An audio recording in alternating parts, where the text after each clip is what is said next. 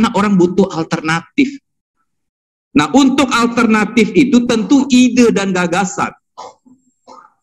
Ide dan gagasan yang alternatif atau solusi yang pasti berseberangan dengan apa kebijakan negara pada hari ini. Itu tadi contoh yang paling konkret.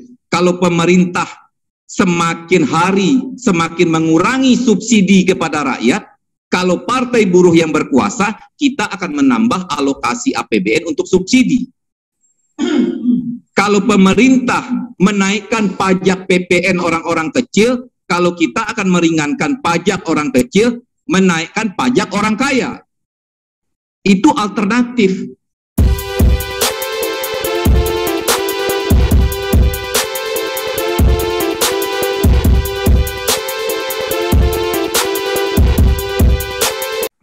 Karena yang kita sampaikan adalah harapan. Orang mau ikut karena ada harapan.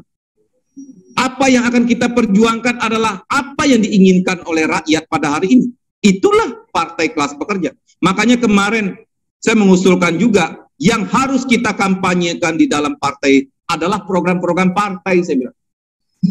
Makanya kemarin salah satunya distribusi kekayaan harus menjadi agenda perjuangan kita. Cara kita mengatasi kemiskinan, cara kita mengatasi rakyat yang tidak punya rumah, cara kita mengatasi anak-anak yang tidak bisa sekolah, distribusi kekayaan adalah jawaban. Dan itu bisa kita lakukan kalau partai berkuasa. Tanpa partai berkuasa, kita tidak bisa distribusi kekayaan negara yang ada pada hari ini. Mimpi,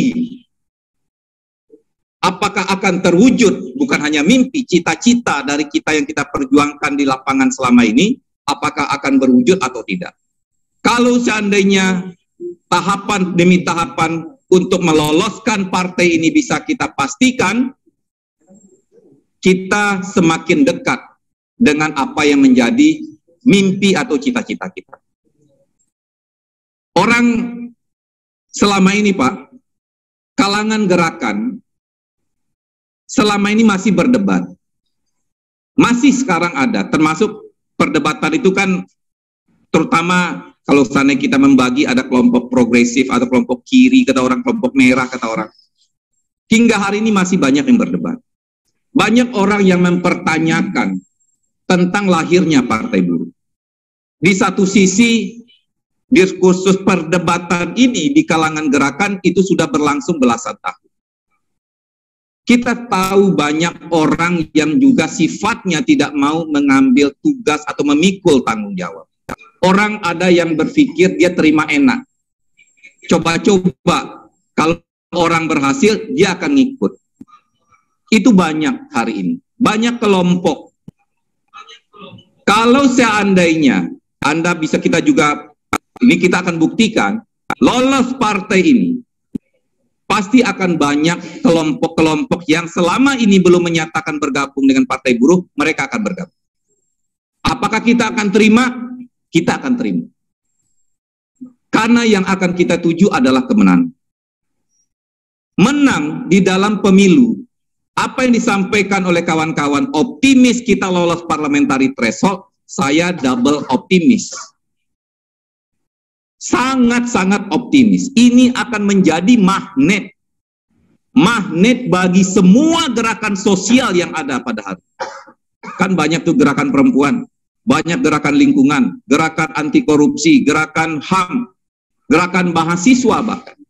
Dia, partai buruh akan bisa menjadi magnet untuk menarik semua kelompok untuk mendukung partai. Karena orang butuh alternatif. Nah, untuk alternatif itu tentu ide dan gagasan. Ide dan gagasan yang alternatif atau solusi yang pasti berseberangan dengan apa kebijakan negara pada hari ini.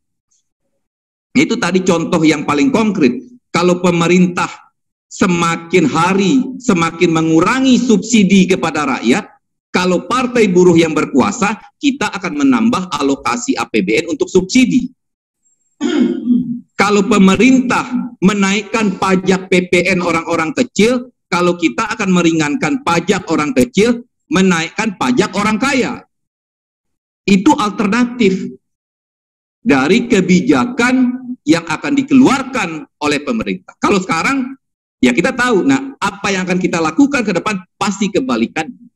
Karena kita akan membalik keadaan. Jadi kita optimis untuk bisa lolos parliamentary threshold, bukan hanya untuk menghibur hati kawan kita gitu ya, tapi yakin dengan data dan fakta.